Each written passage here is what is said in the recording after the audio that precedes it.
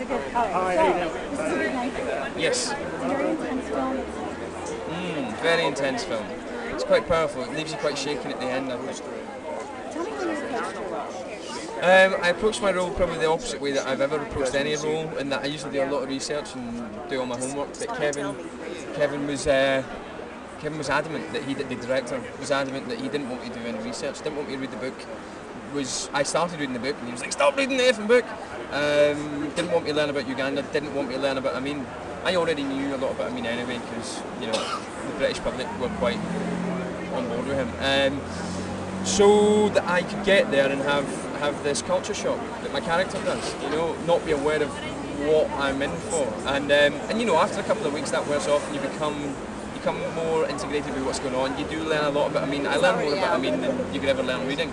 But that first couple of weeks was essential, that I knew what it was like to go to a place and be culture shocked. The way you would in 1975, the way that you can't be now, the way that we see all these images on TV every day.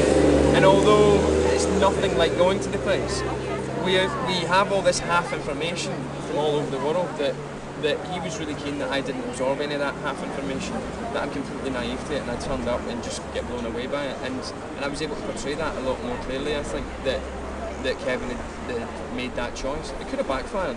It could have been terrible that I'd done no research, but it worked out. It was all about being open and naked as an actor.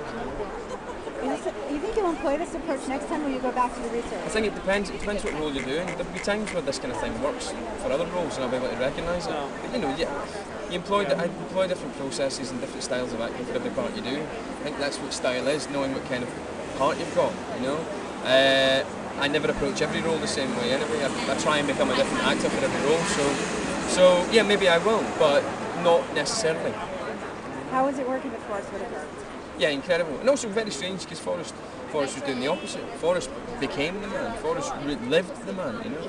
So you had two opposing things hitting each other on screen, which I think gave us a lot of energy.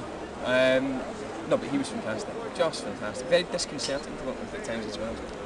And obviously your accent was perfect for the role. But are you often asked to do a different accent for it? Yeah, this is the first time I've done a Scottish accent in about 5 years. So it was nice to play someone from my own part of the world, you know. It's very strange though, because when I started doing my own accent on camera, I felt a little bit unnatural, weirdly. And but yeah, it sorted itself out within a couple of days. Have you seen a film yet? I have. I saw it a week ago. Is it nerve-wracking for you? Yeah, it's nerve-wracking. It's still nerve-wracking. My sister's seeing it for the first time, actually. I should just over there. My sister's seeing it for the first time, and that's making me super nervous. But I think I have to watch it a few times before I can actually watch it as a film and not just sit there going, oh my god, I hate myself so much. Oh no. What's next for you? I've got some movies coming out the next year. Starter for 10, Penelope, Becoming Jane, and a thing called Atonement. And then I'm going to take a break. I'm not going to do anything until next March. Yeah. Thanks very much. Thank you very much. Take care. Bye bye. Hello, how you doing?